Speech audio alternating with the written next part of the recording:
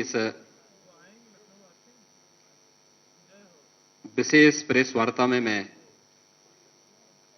अपने सहयोगियों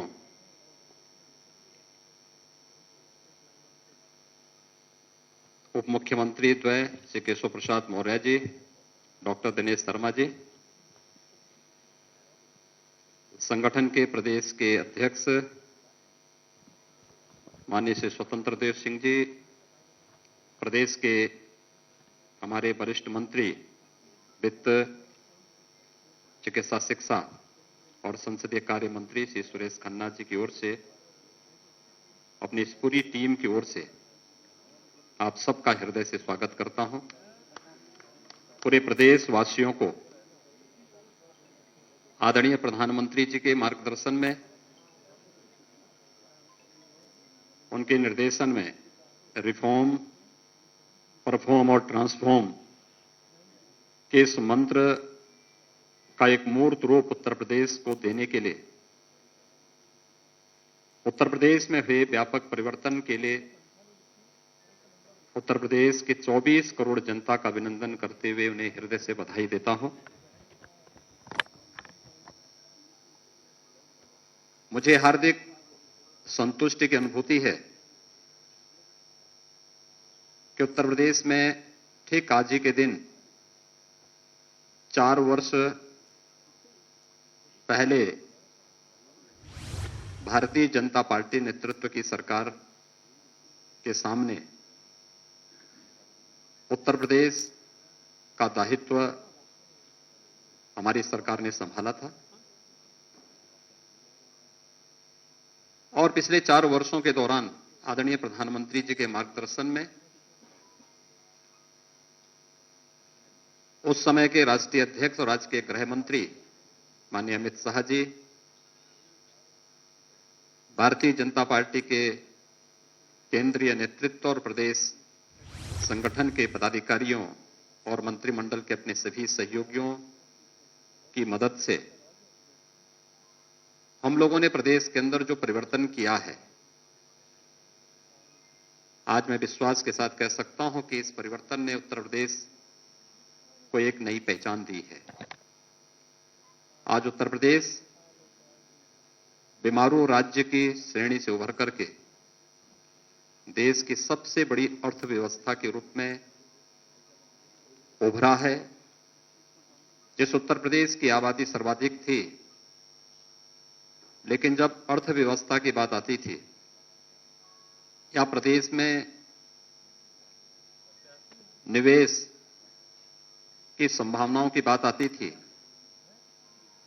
निवेश अनुकूल वातावरण से जुड़े हुए मुद्दों की बात आती थी, या उत्तर प्रदेश के प्रति व्यक्ति आय की बात आती थी, तो इसमें हम लोग प्रथम 3 स्थानों में कहीं नहीं टिकते थे। यही नहीं, प्रदेश के अंदर बेरोजगारी की दर, आबादी अधिक थी तो बेरोजगारी की दर भी उतनी ही अधिक होगी। लेकिन मुझे बताते हुए प्रसन्नता की अनुभूति है कि आज उत्तर प्रदेश निवेश अनुकूल वातावरण बनाने में पूरी तरह सफल रहा। ईज ऑफ डूइंग बिजनेस में, यानी व्यवसाय की सुगमता में, आज उत्तर प्रदेश देश के अंदर 15-16 में जो रैंकिंग हमारी 14वें स्थान की थी, आज वह 2रे स्थान पर है। देश की 2015-16 में उत्तर प्रदेश की जो अर्थव्यवस्था 5वें-6ठे स्थान पर थी, आज वह दूसरी अर्थव्यवस्था के रूप में देश में उभरा है। और प्रति व्यक्ति आय भी उत्तर प्रदेश में हम लोगों ने इस दौरान जो प्रयास प्रारंभ किए, रोजगार की व्यापक संभावनाओं को आगे बढ़ाया है।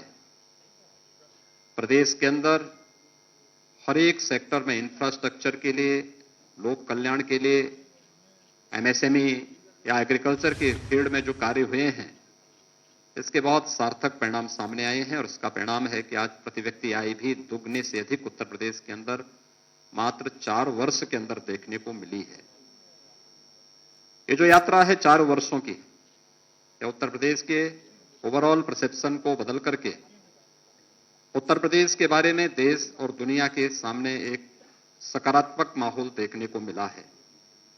इस सकारात्मक माहौल को बनाने में आदरणीय प्रधानमंत्री जी का मार्गदर्शन, मेरी टीम के सभी सहयोगियों के परिश्रम और प्रदेश की जनता ने जनप्रतिनिधियों के साथ मिलकर के जो फील्ड में रहकर के प्रशासनिक टीम के साथ मिलकर के कार्य किया है, ये टीम वर्क जो हर एक क्षेत्र में देखने को, करने को प्राप्त हुए हैं, आज उसका परिणाम है कि उत्तर प्रदेश देश के अंदर नए भारत के, नए उत्तर प्रदेश के रूप में उभरा है। मित्रों, ये वही उत्तर प्रदेश है जिस उत्तर प्रदेश में आज से 4 वर्ष पहले तक केंद्र की किसी भी योजना में उसका कहीं कोई स्थान नहीं होता था। ये सभी योजनाएं आम नागरिक के जीवन में व्यापक परिवर्तन का कारक बननी है। उस समय भी बन सकती थी। याद करिए 2014 में जब प्रधानमंत्री मोदी जी ने देश के प्रधानमंत्री के रूप में शपथ ग्रहण किया था और उसके उपरांत एक एक करके जो योजनाएं देश के अंदर लागू हुई, उन योजनाओं को समयबद्ध ढंग से तत्कालीन सरकार ईमानदारी के साथ उत्तर प्रदेश के अंदर लागू करती, बहुत बड़ा परिवर्तन उस समय किया जा सकता था। सरकारों ने रुचि नहीं ली या उससे पहले उस प्रकार की सोच नहीं थी। केंद्र सरकार के साथ मिलकर के राज्य ने जो उपलब्धियां हासिल की, उसका परिणाम है कि आज हम लोग प्रधानमंत्री आवास योजना में देश के अंदर, चाहे वह ग्रामीण क्षेत्र हो या शहरी क्षेत्र की, प्रधानमंत्री आवास योजना में उत्तर प्रदेश नंबर 1 स्थान पर है। स्वच्छ भारत मिशन जो देश के अंदर दुनिया का सबसे बड़ा एक अभियान था, जिसने प्रत्येक नागरिक के जीवन में व्यापक परिवर्तन करने के साथ ही नारी गरिमा का भी जो प्रतीक बना, इसने व्यापक परिवर्तन का कारण, सबसे बड़ी चुनौती इस मार्ग में उत्तर प्रदेश था। उत्तर प्रदेश ने 2017 से जो कार्य प्रारंभ किया, 2,61,00,000 से अधिक शौचालयों का निर्माण करके देश के अंदर प्रथम स्थान भी प्राप्त किया।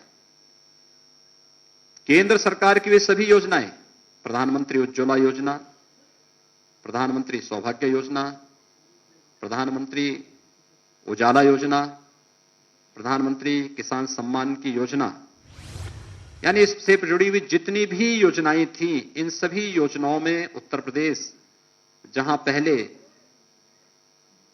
बहुत पीछे हुआ करता था, किसी में 23वें नंबर पर, किसी में 27वें नंबर पर, आज उन सब में उत्तर प्रदेश अपनी एक बेहतरीन कार्य पद्धति के कारण पहले स्थान पर है। तो खाद्यान्न उत्पादन में भी उत्तर प्रदेश ने इस दौरान बेहतर प्रदर्शन किया है।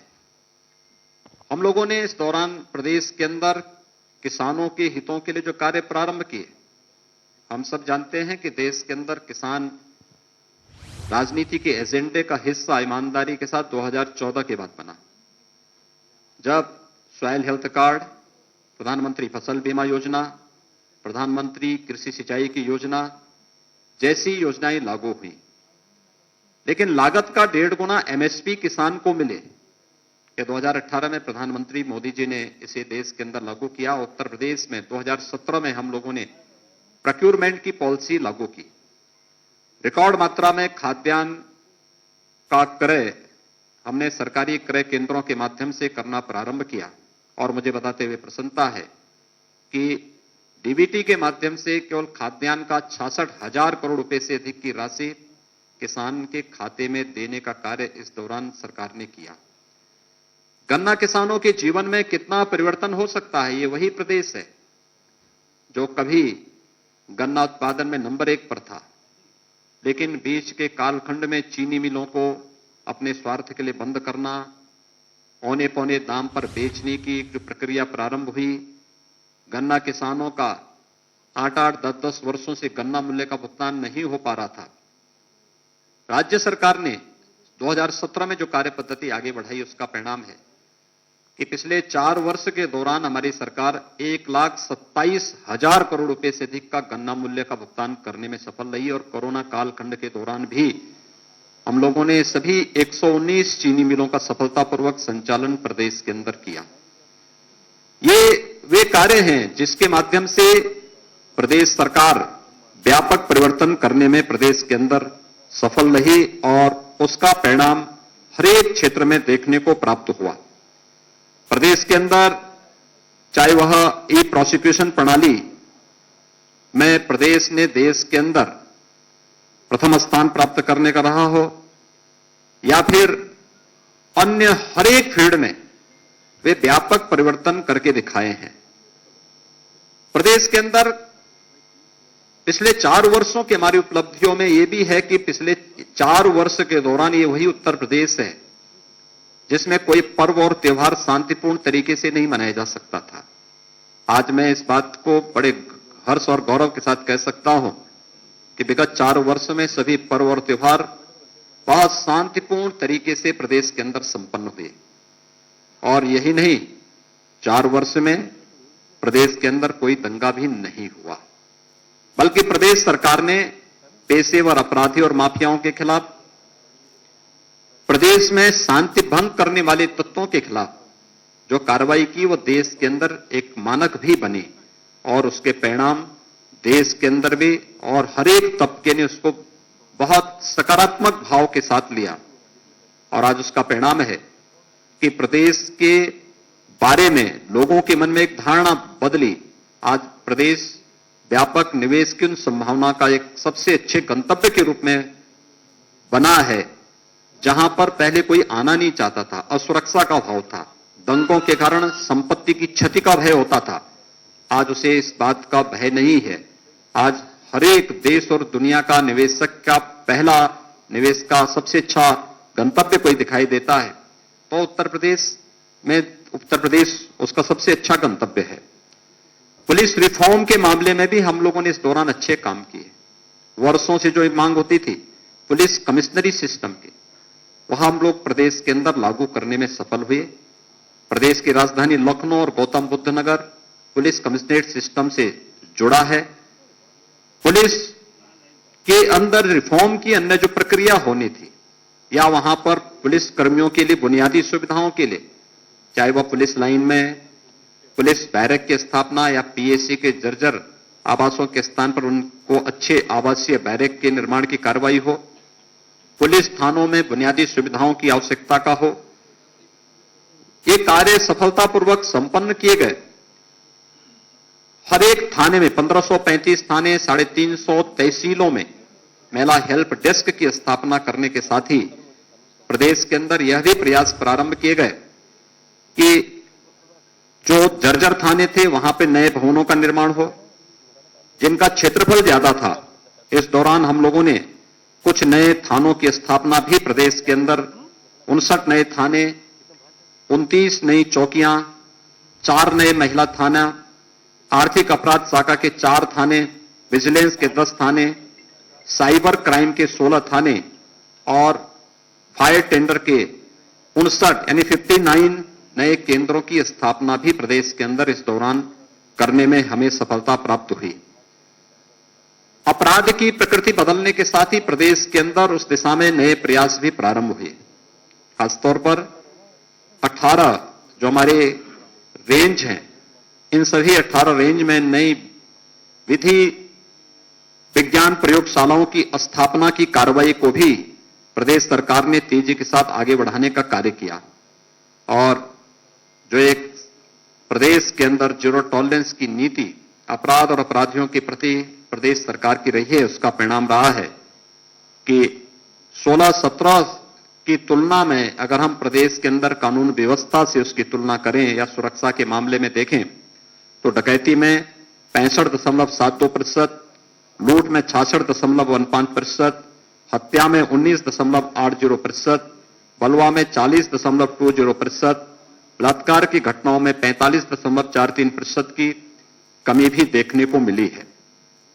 प्रदेश ने इस दौरान तमाम अन्य कार्यक्रम, महिला सुरक्षा के बारे में जो मैंने पहले महिला हेल्प डेस्क की बात की, इसके अलावा 18 जो हमारे पुलिस परिक्षेत्रीय कार्यालय हैं, वहां पर महिला साइबर क्राइम सेल की स्थापना, 18 परिक्षेत्र जनपदों में थाने के समकक्ष एक एक महिला पुलिस चौकी परामर्श केंद्रों की स्थापना भी इस दौरान यहां पर संपन्न की गई।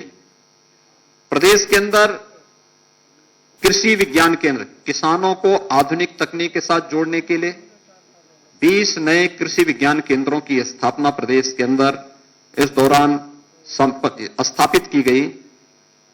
प्रधानमंत्री कृषि सिंचाई योजना के माध्यम से प्रदेश के अंदर वर्षों से लंबित यानी दशकों से लंबित जो कृषि की सिंचाई की परियोजनाएं थी, बाणसागर की परियोजना 4.5 दशक से लंबित पड़ी हुई थी। सरकार आने के बाद इस प्रकार की इन सभी परियोजनाओं को पूरा किया गया। 11 सिंचाई की परियोजनाएं अब तक प्रदेश के अंदर जो दशकों से वर्षों से लंबित पड़ी हुई थी, उन्हें पूरा करने में हमें सफलता प्राप्त हुई, जिसके कारण प्रदेश के अंदर 2.21 लाख हेक्टेयर अतिरिक्त सिंचाई की सुविधा उपलब्ध हुई और 2,33,000 से अधिक किसान इससे लाभान्वित हुए। इस वर्ष के अंत तक हम लोग लगभग 9 अन्य सिंचाई की परियोजनाओं को पूरा करने के लक्ष्य के साथ कार्य कर रहे हैं, जो प्रदेश के अंदर लगभग 16.5 लाख हेक्टेयर भूमि को अतिरिक्त सिंचन की सुविधा जिसके माध्यम से प्राप्त होने जा रही है और इसके माध्यम से 40,48,000 से अधिक किसान परिवार सीधे सीधे लाभान्वित होने जा रहे हैं। प्रदेश के अंदर किसानों के हितों के लिए इस दौरान अन्य अनेक कदम उठाए गए, खासतौर पर जहां पर उन्हें लाइसेंस फ्री व्यवस्था देने की आवश्यकता थी। खांडसारी उद्योग में लाइसेंस की स्वीकृति की प्रक्रिया को सरलीकरण करने और उसे निःशुल्क लाइसेंस उपलब्ध कराने की कार्रवाई की। 267 नए ऐसे लाइसेंस इस दौरान उपलब्ध करवाए गए। 220 नई जो मंडी स्थल निर्मित करने के कार्य हुए। 27 मंडियों के आधुनिकीकरण की कार्रवाई इस दौरान हुई। 291 ई नाम मंडी की स्थापना के साथ 87 लाख किसानों और 84,000 व्यवसायियों को इसके साथ जोड़ने में हमें सफलता भी प्राप्त हुई और साथ साथ मंडी शुल्क को भी 1% कम करने का कार्य भी इस दौरान किसानों के हित को ध्यान में रख करके और प्रदेश के हित को ध्यान में रख करके प्रदेश सरकार ने यहां पर किया। देश की अर्थव्यवस्था का आधार हमारा ग्रामीण भारत है, लेकिन ग्रामीण भारत की जनजीवन की स्थिति क्या है? आखिर यहां पर आप बैठे हुए सभी महानुभावों से मैं बहुत उसके साथ कहना चाहूंगा कि यह देश 1947 में आजाद हुआ। 2017 में जब प्रदेश के अंदर हमारी सरकार आई थी, तब प्रदेश में कई दर्जन गांव ऐसे थे जिन्होंने आजादी के बाद शासन की किसी भी सुविधा का उपभोग नहीं किया था। न वहां सड़क थी, न बिजली थी, न पानी था, न स्कूल की सुविधा थी, न स्वास्थ्य की सुविधा थी। यहां तक कि उन लोगों को वोटिंग का राइट भी नहीं था। देश की संसद के द्वारा कानून पास किए जाने के बावजूद राज्य सरकार की इच्छा शक्ति का अभाव उन लोगों को शासकीय सुविधा से वंचित किए हुए थी। और आज मुझे बताते हुए प्रसन्नता है कि प्रदेश के अंदर वन्य गांवों को राजस्व गांव के रूप में बदलने, शासन की सभी प्रकार की बुनियादी सुविधाओं से आच्छादित करने में हमें सफलता प्राप्त हुई। मुसहर गांवों में बुनियादी सुविधाएं उपलब्ध कराने, अनुसूचित जनजाति के थारू, कोल, बाहुल्य गांवों में भी सुविधाएं उपलब्ध कराने का कार्य और आवश्यकता पड़ी, क्योंकि एसईसीसी के सर्वे में पहले इन लोगों को आच्छादित नहीं किया गया था। 2011-12 के सर्वे में इन लोगों को उपेक्षित छोड़ दिया गया था। हमारी सरकार ने इन्हें विभिन्न योजनाओं से आच्छादित करने के साथ ही वहां पर आवासीय सुविधा के लिए मुख्यमंत्री आवास योजना लागू की। और आज मुझे बताते हुए प्रसन्नता है कि सभी मुसहर गांव, सभी वन्य गांव, बनटांगिया गांव इन सुविधाओं से आच्छादित हो चुके हैं। और प्रदेश सरकार ने नई योजना के अंतर्गत थारू, कोल और सहरिया जैसी जातियों को भी अब इससे कवर करने की कार्रवाई को आगे बढ़ाने का कार्य किया। इस दौरान हम लोगों ने मुख्यमंत्री आवास योजना के माध्यम से प्रधानमंत्री आवास योजना के अतिरिक्त जो आवास उपलब्ध कराए गए, मुसहर जाति के 38,112, पंटांगिया गांव के 4,779, कुष्ठ रोगियों को 2,115 आवास उपलब्ध कराने में हम लोगों को इस दौरान मदद मिली और इन योजनाओं ने उनके जीवन में व्यापक परिवर्तन का कार्य भी किया। ग्रामीण क्षेत्र की अर्थव्यवस्था में कनेक्टिविटी का एक बड़ा योगदान है और प्रदेश के अंदर भी, आप याद करिए जब 2017 में प्रदेश के अंदर सरकार आई थी, तब प्रदेश के अंदर दो बातें बहुत साफ चलती थी, एक सड़क कनेक्टिविटी को लेकर के और दूसरा बिजली को लेकर के। ये मान्यता थी कि अगल बगल के सभी राज्यों में शाम के बाद बिजली चलती थी और जहां से अंधेरा शुरू होता था लोग मानते थे उत्तर प्रदेश की सीमा शुरू हो गई है। आज मैं कह सकता हूं उत्तर प्रदेश के अंदर विद्युत व्यवस्था को बेहतर करने में और बिना भेदभाव के शासन की योजना बिना भेदभाव के प्रत्येक नागरिक को मिलनी चाहिए और यह कार्य प्रदेश सरकार ने इस दौरान किया। हर जिला मुख्यालय को 24 घंटे, हर तहसील मुख्यालयों को 20 से 22 घंटे और ग्रामीण क्षेत्र में 16 से 18 घंटे की विद्युत की आपूर्ति करने के साथ ही 1,21,000 गांवों तक बिजली पहुंचाने का काम, यानी इंफ्रास्ट्रक्चर, नया इंफ्रास्ट्रक्चर खड़ा किया गया और 1,38,00,000 ग्रामीण परिवारों को निःशुल्क विद्युत कनेक्शन उपलब्ध करवाने में सरकार ने जहां सफलता प्राप्त की, वहीं साथ ही साथ इस दौरान कनेक्टिविटी को बेहतर किया गया। इंटर स्टेट कनेक्टिविटी, प्रदेश की सीमा नेपाल राष्ट्र से भी जुड़ी हुई है। बिहार, छत्तीसगढ़, झारखंड, मध्य प्रदेश, राजस्थान, उत्तराखंड, हरियाणा, उत्तराखंड और दिल्ली राज्यों से भी जुड़ी हुई है। ये इंटर स्टेट कनेक्टिविटी को भी बेहतर करने, 4 लेन की कनेक्टिविटी के साथ जोड़ने, हर जिला मुख्यालय को 4 लेन की कनेक्टिविटी के साथ जोड़ने, तहसील और विकासखंड मुख्यालयों को 2 लेन के साथ जोड़ने और ग्रामीण क्षेत्रों की सड़कों की भी सुदृढ़ीकरण का कार्य सफलतापूर्वक इस दौरान प्रदेश के अंदर करने में सफलता प्राप्त हुई। प्रदेश के अंदर वे क्षेत्र जहां पर जनवरी के बाद से पेयजल का संकट खड़ा होता था, खासतौर पर बुंदेलखंड और बिंद क्षेत्र, आज मुझे बताते हुए प्रसन्नता है कि आदरणीय प्रधानमंत्री जी के अनुकंपा से हम लोगों ने बुंदेलखंड में जल जीवन मिशन के अंतर्गत वहां पर हर घर नल की योजना लागू कर दी है और इस वर्ष के अंत तक प्रयास है कि ज्यादातर गांवों में शुद्ध पेयजल की आपूर्ति होती हुई दिखाई देगी। यानी ये एक व्यापक परिवर्तन के कारण है।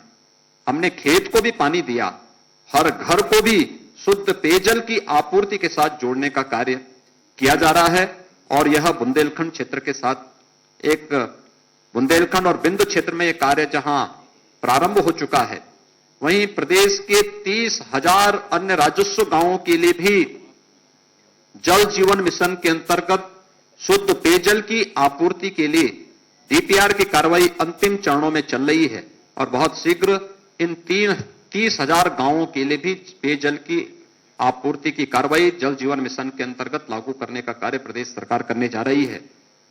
ये केवल पेयजल की स्कीम लगाना नहीं, 10 वर्षों तक वहां पर इस योजना को सफलतापूर्वक संचालन करने की जिम्मेदारी भी उस कार्यदायी संस्था को निभाना है, जो कार्यदायी संस्था इस स्कीम को वहां पे लागू करेगी और यह कार्य यहां पर हम लोग प्रदेश के अंदर सफलतापूर्वक लागू किए हैं। प्रदेश के अंदर निराश्रित गो आश्रय स्थलों के लिए भी प्रदेश सरकार ने व्यापक कार्य योजना बनाकर उसे लागू किया। मुझे बताते हुए प्रसन्नता है कि हम लोगों ने इस संबंध में 3 स्कीम पहले से ही लागू की है, जिसमें निराश्रित गो आश्रय स्थल जो प्रदेश सरकार के द्वारा संचालित ग्रामीण और शहरी दोनों क्षेत्रों में संचालित हो रही है, जिसमें 5.5 लाख से अधिक गोवंश हमारे पास पहले से निराश्रित गो आश्रय स्थलों में है। दूसरी स्कीम हमारी इसमें है जिसमें सहभागिता योजना के अंतर्गत अगर कोई किसान अपने घर में एक एयरटेक किए हुए गोवंश को रखता है तो उस गोवंश को हम एक किसान परिवार को अधिक से अधिक 4 गोवंश तक उपलब्ध कराते हैं, तो वह किसान परिवार को हम लोग 900 रुपए प्रति गौवंश हर महीने भी उपलब्ध करवाते हैं। हर महीने इसका भौतिक सत्यापन भी होता है। लगभग 80,000 गौवंश इस प्रकार से किसान परिवारों को उपलब्ध कराए गए हैं। और मुझे बताते हुए प्रसन्नता है कि निराश्रित गौ आश्रय स्थलों से प्रदेश सरकार ने उन परिवारों को, जो कुपोषित परिवार हैं, उन कुपोषित परिवारों को एक एक दूध देने वाली गाय भी उपलब्ध कराया, जिसमें गाय के साथ साथ 900 रुपए प्रति माह उन कुपोषित परिवारों को देने की योजना भी प्रदेश के अंदर लागू की गई है। और बहुत सारे कुपोषित परिवार इस योजना का लाभ ले रहे हैं, जिसमें गाय के साथ साथ 900 रुपए प्रति माह उस परिवार को उस सेवा के बदले मिल रहे हैं। सरकार ने यह भी निर्णय लिया है कि वह हर न्याय पंचायत स्तर पर निराश्रित गौ आश्रय स्थलों की स्थापना के कार्य को युद्ध स्तर पर आगे बढ़ाएगी। एंटी भूमाफिया टास्क फोर्स ने प्रदेश के अंदर इस दौरान अच्छा काम किया। 60,62,000 से अधिक जो वाद थे उसका निस्तारण किया। 54,000 हेक्टेयर से अधिक लैंड को भूमाफियाओं के कब्जे से मुक्त कराने में हमें सफलता प्राप्त हुई। और ये भूमाफियाओं के कब्जे से छुड़ाई गई भूमि, ये हमारे लिए प्रदेश के अंदर निवेश के लिए एक लैंड बैंक का भी काम की। लेकिन साथ साथ यह उन गरीब परिवारों को, जिनके पास अभी तक अपना आवास बनाने के लिए कोई भूमि नहीं थी, उन्हें भूमि का पट्टा वहां पर उपलब्ध कराने में भी हमें मदद मिली। प्रधानमंत्री स्वामित्व योजना के माध्यम से प्रदेश के अंदर 2 लाख से अधिक भूस्वामियों को उनकी जिस जमीन पर उनका मकान है उसका स्वामित्व के कागजात भी उन्हें उपलब्ध कराने में सफलता प्राप्त हुई। तो वरासत अभियान के माध्यम से भी 8,87,000 से अधिक ऐसे प्रकरण थे, जिसके माध्यम से हम लोगों ने प्रदेश के अंदर सफलता प्राप्त की और सफलतापूर्वक इन सभी समस्याओं का समाधान करने में भी प्रदेश सरकार को सफलता प्राप्त हुई। मित्रों, ये वही प्रदेश है जहां पर कोई निवेशक निवेश नहीं करना चाहता था। और मुझे बताते हुए प्रसन्नता है कि पिछले 4 वर्ष के दौरान प्रदेश के अंदर 3 लाख करोड़ रुपए से अधिक का निवेश प्रदेश के अंदर हुआ। 35 लाख से अधिक प्रदेश के युवाओं को सीधे सीधे इससे नौकरी वहां पर उपलब्ध हुई। ये प्रदेश के अंदर निवेश की उन संभावनाओं को आगे बढ़ाता दिखाता है जो प्रदेश ने 2017 प्रदेश में सरकार आने के तत्काल बाद हम लोगों ने 21 अपनी सेक्टोरियल पॉलिसीज के माध्यम से जो कार्य प्रारंभ किए थे। निवेश मित्र पोर्टल, जिसमें हम लोगों ने 227 सेवाएं इसमें दी थी। और कोरोना कालखंड के अंदर हम लोगों ने एमएसएमई यूनिट के लिए एक नई नीति अपनी लागू की, जिसमें 72 घंटे के अंदर लाइसेंस स्वीकृति देने के साथ ही 1000 दिनों तक लाइसेंस फ्री व्यवस्था देने की व्यवस्था। नहीं, 1000 दिवस के लिए किसी नहीं होगा, बल्कि वो उद्योग लगाएं, 1000 दिन के अंदर अपना आवेदन करके फिर इस प्रक्रिया को आगे बढ़ा सकता है। और यह परिणाम रहा है कि आज प्रदेश के अंदर व्यापक पैमाने पर निवेश भी हुआ है, रोजगार की संभावनाएं भी आगे बढ़ी हैं।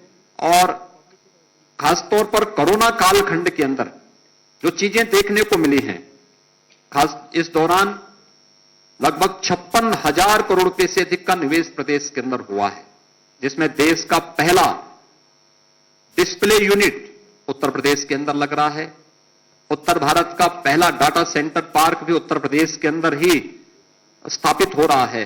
और अन्य तमाम योजनाएं भी हम लोगों ने प्रदेश के अंदर इस दौरान लाने में सफलता प्राप्त हुई। खासतौर पर आइकिया का, जो फर्नीचर और हाउस होल्ड से जुड़ी हुई दुनिया की जो प्रख्यात कंपनी है, उसका निवेश भी इस दौरान उत्तर प्रदेश के अंदर देखने को मिला है। प्रदेश के अंदर इसके साथ ही हमारी परंपरागत उद्यम को प्रोत्साहित करने की एक जनपद एक उत्पाद की जो योजना है, आज वह देश और दुनिया के अंदर बहुत लोकप्रिय हुई है। इसने परंपरागत उद्यम को एक नई उड़ान दी है, एक नई पहचान दी है। इसने प्रदेश के एक्सपोर्ट को बढ़ाने में भी काफी मदद की है। और आज इसका परिणाम है कि प्रदेश के अंदर जो हम लोगों ने इस क्षेत्र में कार्य प्रारंभ किए, उद्यम सारथी ऐप प्रदेश के अंदर लॉन्च किया गया। इसके माध्यम से विभिन्न रोजगार परक कार्यक्रमों को आगे बढ़ाने का कार्य बनाया गया।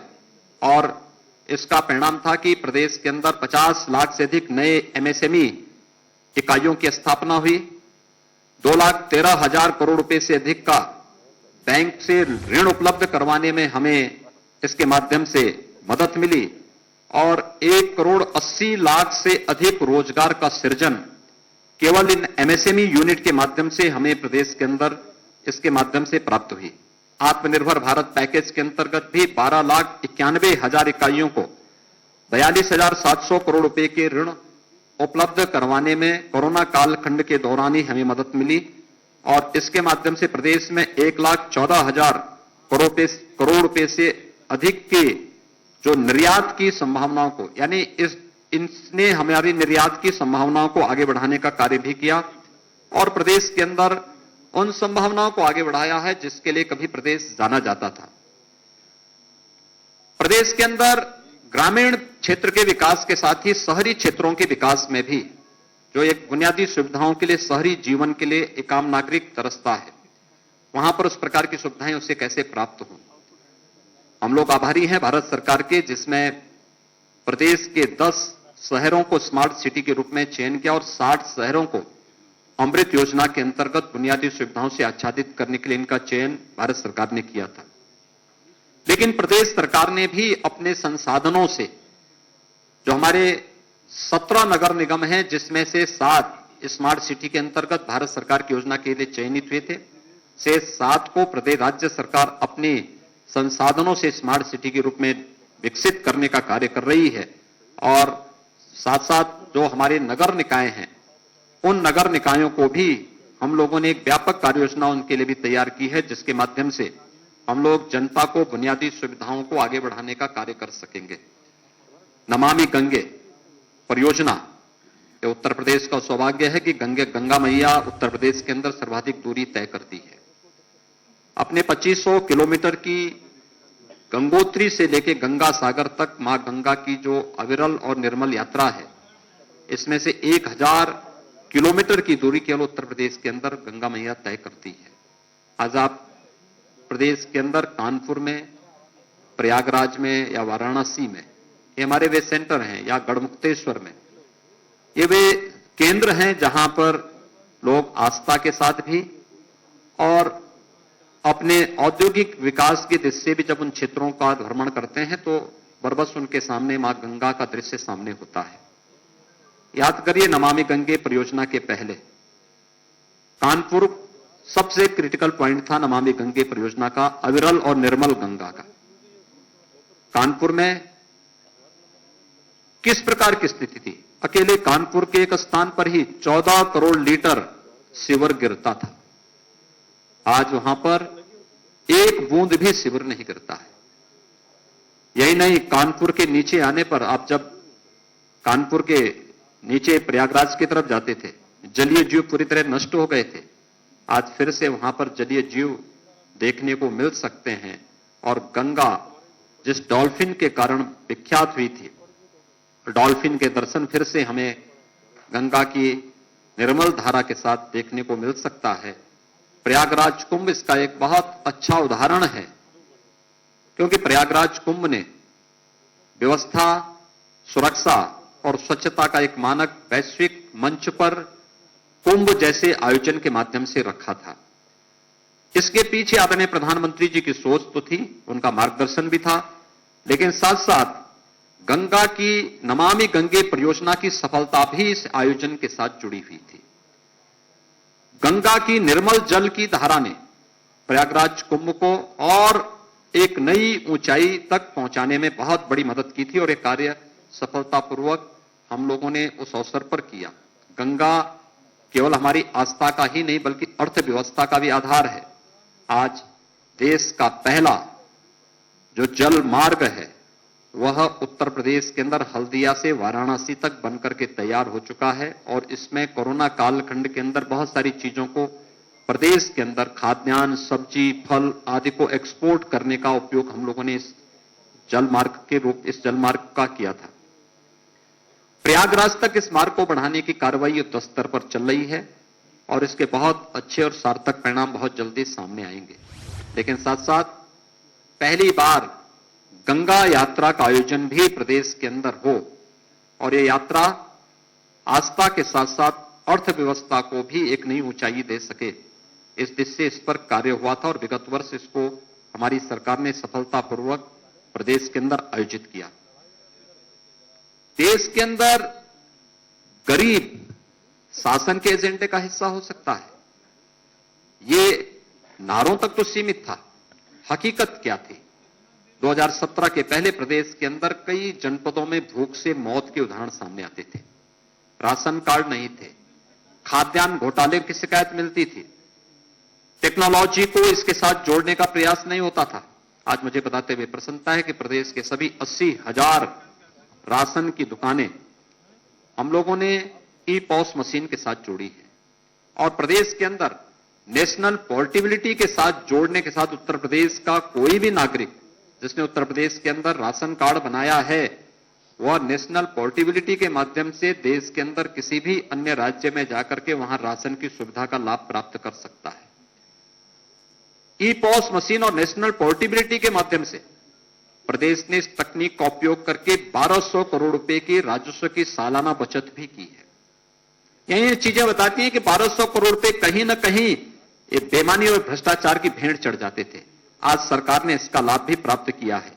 प्रदेश 80 लाख स्ट्रीट लाइट को भी एलईडी स्ट्रीट लाइट में बदलने वाला राज्य है। इसके माध्यम से भी व्यापक पैमाने पर कार्बन उत्सर्जन के साथ साथ हमें जो ऊर्जा की बचत इसके माध्यम से हुई है यह अलग है। ई टेंडरिंग को लागू करने वाला, प्रभावी ढंग से लागू करने वाला पहला राज्य उत्तर प्रदेश है और इसके माध्यम से भी प्रदेश ने भारी सफलता प्राप्त की है। जहां हर एक क्षेत्र में प्रदेश ने नई नई सफलताएं अर्जित की इन 4 वर्षों में शिक्षा के क्षेत्र में भी आमूलचूल परिवर्तन हुआ है।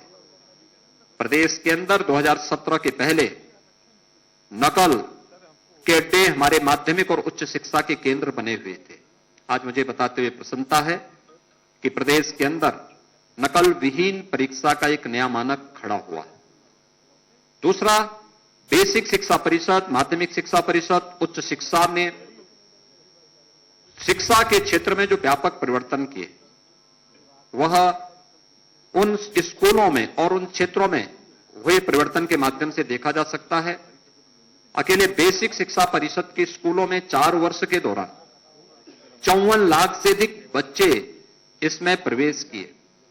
प्रदेश सरकार ने ऑपरेशन कायाकल्प के माध्यम से 1.25 लाख से अधिक विद्यालयों में बुनियादी सुविधाओं से आच्छादित उन्हें किया। वहां पे फ्लोरिंग की व्यवस्था, फर्नीचर की व्यवस्था, बालक बालिकाओं के लिए अलग अलग टॉयलेट की व्यवस्था या अन्य बुनियादी सुविधाओं के साथ साथ अन्य सुविधाएं भी उपलब्ध कराने के साथ ही स्मार्ट क्लासेस भी वहां पर देने में सफलता प्राप्त की। माध्यमिक शिक्षा के क्षेत्र में भी व्यापक परिवर्तन हुए। एनसीईआरटी का पाठ्यक्रम वहां लागू करने में मदद मिली।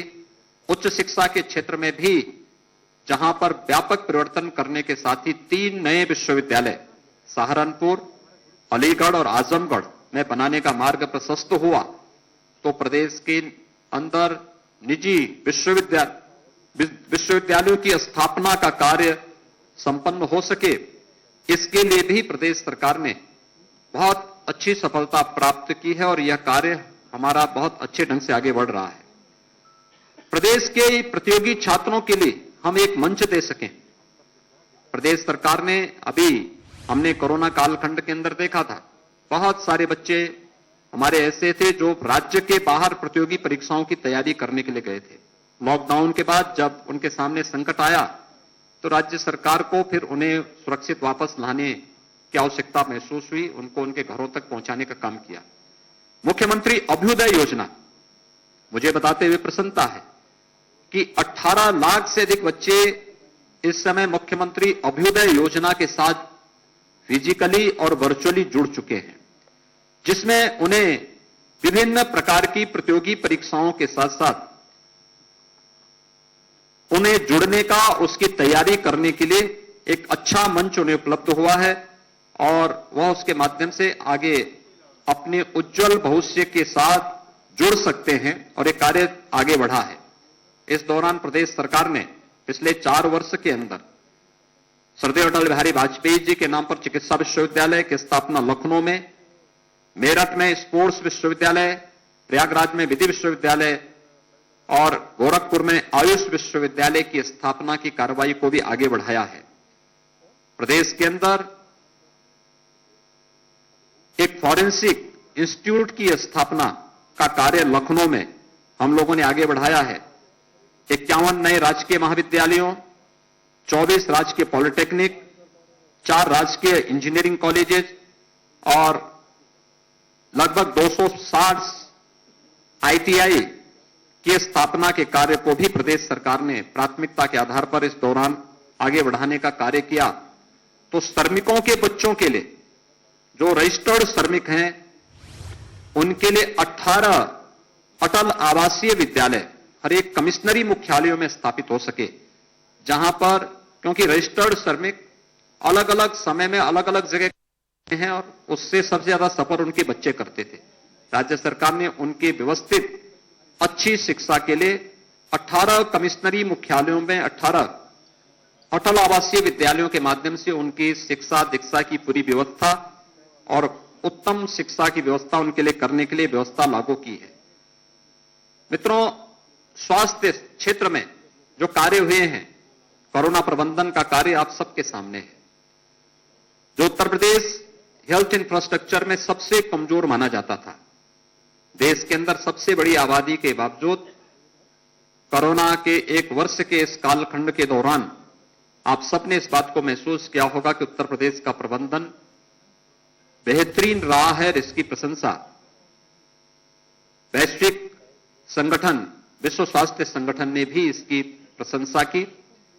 कोरोना प्रबंधन में हम लोग सफल रहे क्योंकि आदरणीय प्रधानमंत्री जी का मार्गदर्शन इस दिशा में प्राप्त होता था। लेकिन 4 वर्ष पहले जो नींव हम लोगों ने प्रदेश के अंदर रखी, मुझे आश्चर्य होता है, 1947 से 2016-17 तक प्रदेश के अंदर केवल 12 गवर्नमेंट मेडिकल कॉलेज बन पाए थे और 2016-17 से 2020-21 के बीच में वर्तमान में प्रदेश 30 नए मेडिकल कॉलेज की स्थापना प्रदेश के अंदर वर्तमान में हो रही है। 2 एम्स जो संचालित हो चुके हैं, एक गोरखपुर में, दूसरा रायबरेली में। ये दोनों ओपीडी के साथ साथ वहां पर यूजी की क्लासेस वहां पे प्रारंभ हो चुकी हैं। ये प्रदेश के अंदर ये वे कार्य हैं जिसमें कोरोना प्रबंधन के साथ साथ हम लोगों ने इंसेफ्लाइटिस की रोकथाम करने के लिए भी जो कार्य किया।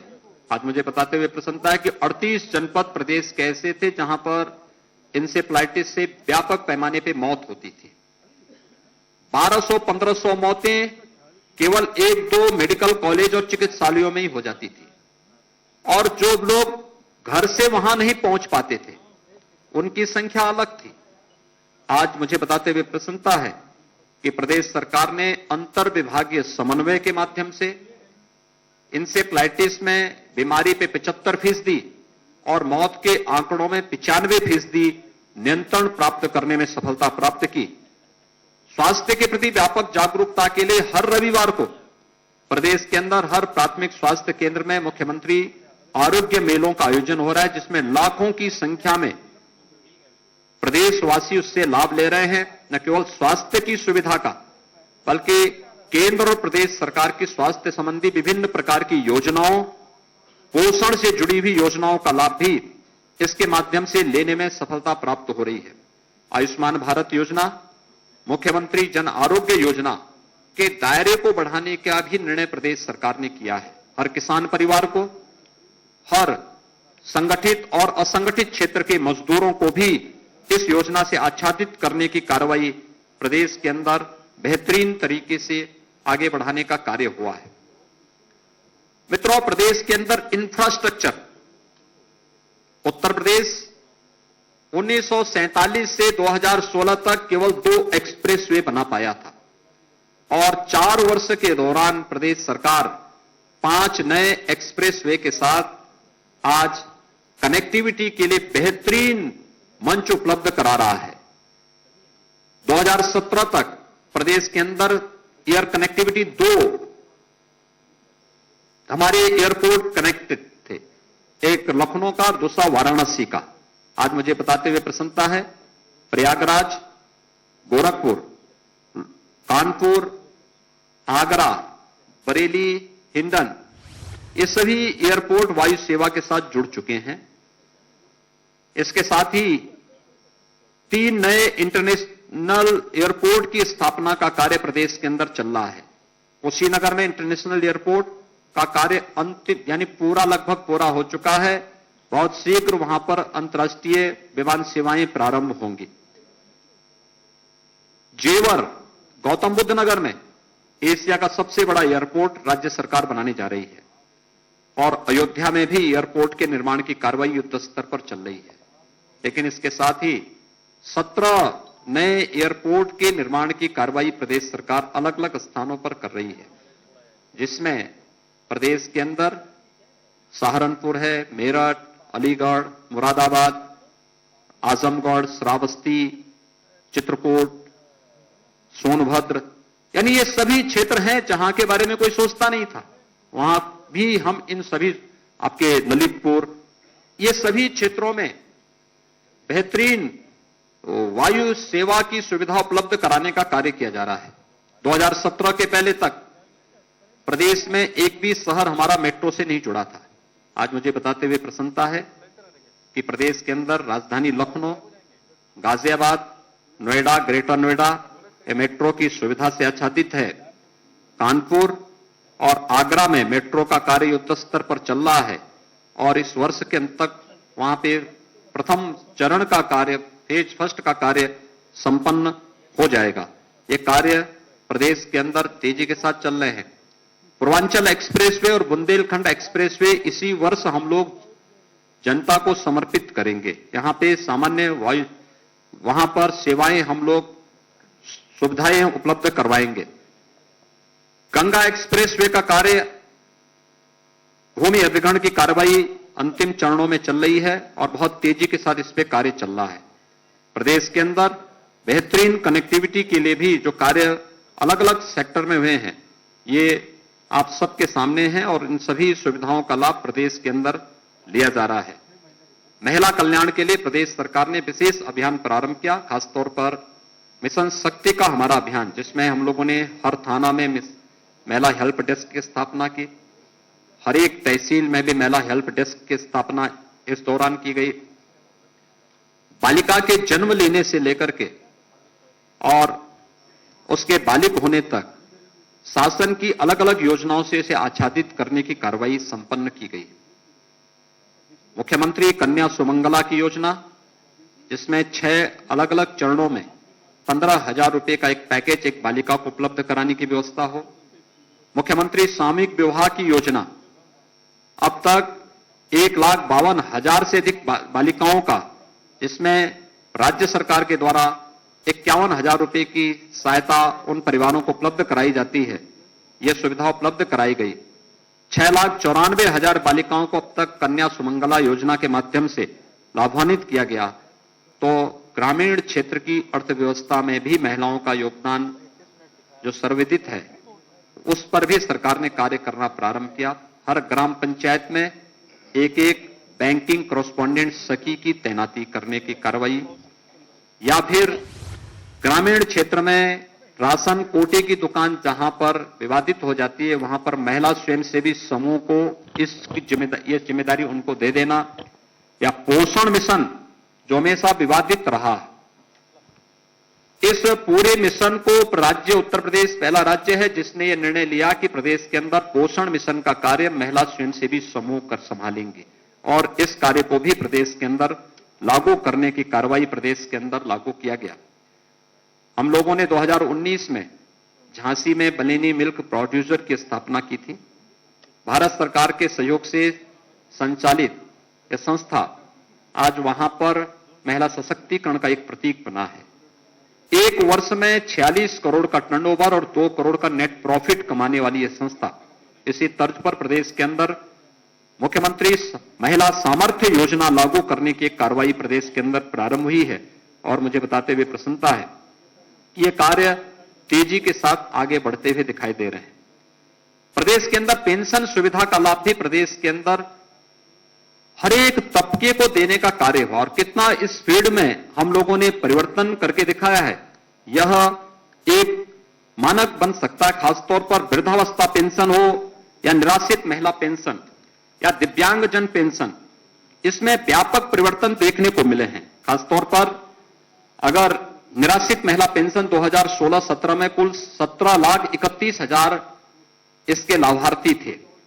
आज मुझे बताते हुए प्रसन्नता है कि प्रदेश के अंदर इस समय 27,95,000 इसके लाभार्थी वर्तमान में केवल निराश्रित महिला पेंशन के माध्यम से लाभान्वित हो रहे हैं।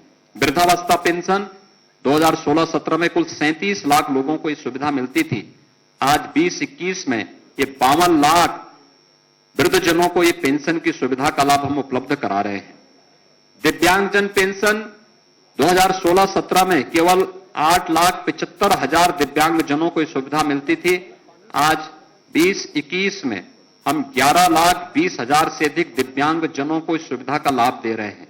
इसमें राशि भी बढ़ाई गई। दिव्यांगजन में 300 से 500 रुपए राशि की गई, वृद्धावस्था पेंशन में 400 से 500 रुपए राशि की गई। और इसके साथ ही प्रदेश के अंदर स्कॉलरशिप 2016-17 में केवल 50 लाख बच्चों को स्कॉलरशिप, अनुसूचित जाति, जनजाति और ओबीसी के 50 लाख बच्चों को यह सुविधा मिल पाती थी। आज 65 लाख बच्चों को इस सुविधा से लाभान्वित करने का कार्य प्रदेश के अंदर किया जा रहा है। ये पेंशन के साथ ही प्रदेश के अंदर पर्यटन और संस्कृति के क्षेत्र में भी बहुत बड़े कार्य प्रदेश के अंदर हुए हैं। 2016-17 में प्रदेश पर्यटन की दृष्टि से तीसरे नंबर पर था देश के अंदर। आबादी में सबसे पहले स्थान पर हम थे, लेकिन पर्यटन की सुविधाएं विकसित न होने के नाते, उधर अपेक्षित ध्यान न दिए जाने के नाते इसके कोई अपेक्षित लाभ प्रदेश को नहीं मिल पाता था। पर्यटन हमारे लिए केवल एक सामान्य लोक आय आवागमन के माध्यम नहीं है, बल्कि ये रोजगार सृजन के भी माध्यम है। प्रयागराज कुंभ ने उसका एक बहुत बड़ा आधार प्रस्तुत किया। और आज मुझे बताते हुए प्रसन्नता है, उत्तर प्रदेश धार्मिक पर्यटन में देश में नंबर 1 पर फिर से आ चुका है। प्रदेश इस दौरान अनेक अन्य सुविधाओं को प्रदेश कर, चाहे वो प्रयागराज कुंभ हो, इस दौरान पिछले 4 वर्ष के अंदर जो विभिन्न प्रकार के आयोजन, यूपी इन्वेस्टर समिट का आयोजन, प्रदेश के अंदर प्रवासी भारतीय दिवस का आयोजन, प्रदेश के अंदर हम लोगों ने इस दौरान प्रयागराज कुंभ का सफलतापूर्वक आयोजन करने, प्रदेश के अंदर युवा महोत्सव के सफलतापूर्वक आयोजन का श्रेय, या फिर विधानमंडल की 3-3 विशेष सम्मेलन आयोजित करने की कार्रवाई हो, जहां ये कार्य सफलतापूर्वक संपन्न हुए हैं। कोरोना काल खंड के अंदर अयोध्या में मर्यादा पुरुषोत्तम भगवान श्री राम के भव्य मंदिर के कार्य को आदरणीय प्रधानमंत्री जी के कर कमलों के शुभारंभ होना, यह भी प्रदेश के लिए एक बहुत बड़ी उपलब्धि रही है कि वर्षों से जन आस्था का सम्मान करने के समय जो एक आम जन की आवाज थी, उस आवाज को एक मान्यता मिली। और हम आभारी हैं आदरणीय प्रधानमंत्री जी ने समय देकर के जहां इस कार्य को आगे बढ़ाया, वहीं काशी में काशी विश्वनाथ कॉरिडोर के माध्यम से काशी को एक नई पहचान दिलाने की कार्रवाई, उसके पुरातन काया को नए कलेवर के रूप में वैश्विक मंच पर स्थापित करने की कार्य योजना हो, या मिर्जापुर में विंध्यवासिनी धाम को एक नए स्वरूप में देश और दुनिया के सामने प्रस्तुत करने का कार्य, अयोध्या को दीपोत्सव हो या बरसाना का रंगोत्सव का कार्यक्रम, काशी का देव दीपावली का कार्यक्रम हो, या फिर प्रदेश के अंदर तमाम उन स्थलों में, चाहे वह हेरिटेज टूरिज्म का हो या इको टूरिज्म की संभावनाओं को आगे बढ़ाने का है, ये सभी बहुत सारे क्षेत्रों में कार्यक्रम हो रहे हैं।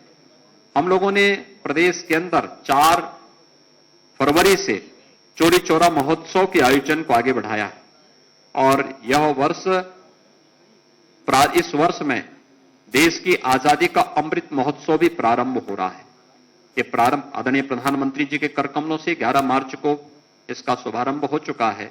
और ये कार्यक्रम हमारे निरंतर आगे बढ़ते हुए दिखाई दे रहे हैं। और इन कार्यक्रमों के माध्यम से देश के उन सभी अमर शहीदों के प्रति, जिन्होंने देश की आजादी के लिए अपना सर्वस्व न्यौछावर किया था, उन सभी के प्रति हमारी विनम्र श्रद्धांजलि उन सभी के प्रति है। तो देश की आजादी के बाद देश की सीमाओं पर भारत की रक्षा करते हुए अपने आप को बलिदान करने वाले भारत के बहादुर जवानों के प्रति भी देश का नमन है और इसमें उत्तर प्रदेश सरकार पूरी प्रतिबद्धता के साथ कार्य कर रही है। मित्रों, प्रदेश ने विगत 4 वर्ष के दौरान हर एक फील्ड में कुछ न कुछ बेहतर करने का प्रयास किया, चाहे वह किसानों के लिए हो, महिलाओं के लिए हो या फिर नौजवानों के लिए हो। प्रदेश के अंदर निजी क्षेत्र के साथ साथ सरकारी क्षेत्र में 4 लाख से अधिक नौकरी और पारदर्शी तरीके से इन नौकरियों को प्रदेश के नौजवानों को उपलब्ध कराने में प्रदेश सरकार ने सफलता प्राप्त की।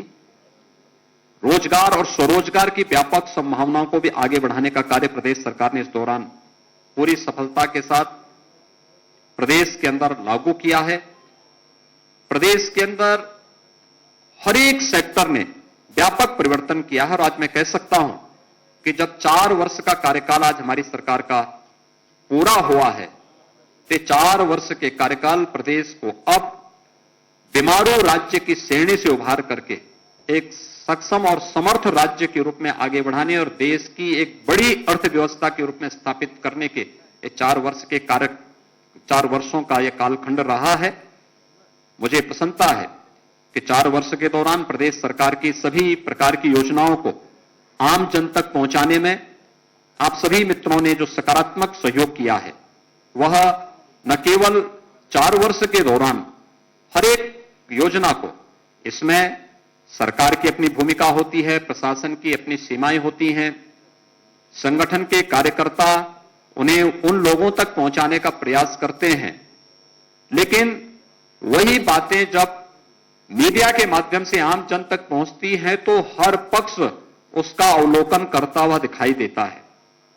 एक सकारात्मक भाव के साथ प्रदेश के प्रति आप सभी ने प्रदेश के अंदर एक प्रत्येक जन के मन में जो एक सकारात्मक भाव पैदा करने का प्रयास किया है, मैं इसके लिए आप सबका हृदय से अभिनंदन करता हूं।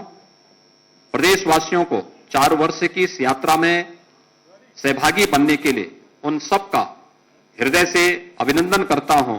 आदरणीय प्रधानमंत्री जी, आदरणीय राष्ट्रीय अध्यक्ष जी का, आदरणीय गृह मंत्री जी का, केंद्रीय मंत्रिमंडल के सभी सदस्यों का हृदय से आभार व्यक्त करते हुए अपने सभी सहयोगी मंत्रियों, जनप्रतिनिधियों, संगठन के पदाधिकारियों का भी मैं इस अवसर पर हृदय से उनका अभिनंदन करता हूं और 4 वर्ष की मंगलमय शुभकामनाएं सबके प्रति देते हुए विश्वास करता हूं कि हम सब मिलकर के प्रदेश को उन ऊंचाइयों तक पहुंचाएंगे जहां उत्तर प्रदेश की अर्थव्यवस्था के रूप में स्थापित होगी, क्योंकि उन संभावनाओं के रास्ते प्रदेश सरकार ने तैयार किए हैं और मुझे लगता है कि अब उसमें थोड़ी और प्रयास करके हम लोग उस लक्ष्य को प्राप्त करने में सफल होंगे। मैं एक बार फिर से आप सबके सकारात्मक सहयोग के लिए आप सभी को हृदय से साधुवाद देता हूं, हृदय से बधाई देता हूं, अभिनंदन करता हूं। धन्यवाद। जय हिंद।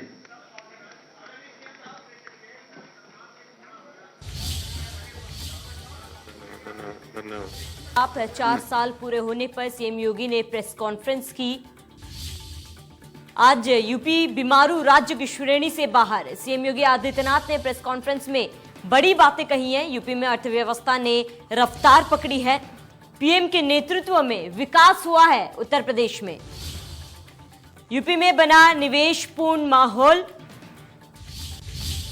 तो 4 साल योगी सरकार के आज पूरे हुए और योगी सरकार ने प्रेस कॉन्फ्रेंस कर अपनी उपलब्धियां गिनाई हैं। 4 सालों में सरकार ने क्या कुछ काम किया।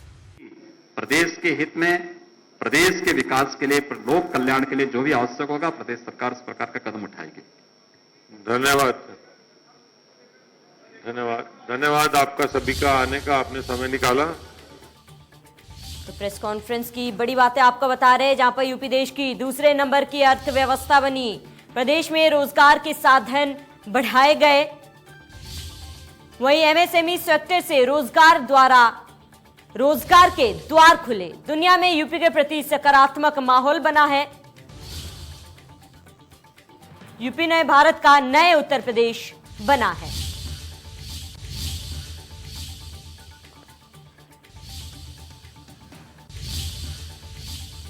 तो सीएम योगी आदित्यनाथ को सुन रहे थे आप, जहां पर 4 साल पूरे होने पर सीएम ने प्रेस कॉन्फ्रेंस की और इन 4 सालों में सरकार ने क्या कुछ काम किया, पूरा लेखा जोखा सीएम द्वारा पेश किया गया। यहां रुकेंगे छोटे से ब्रेक के लिए, देखते रहिए इंडिया न्यूज।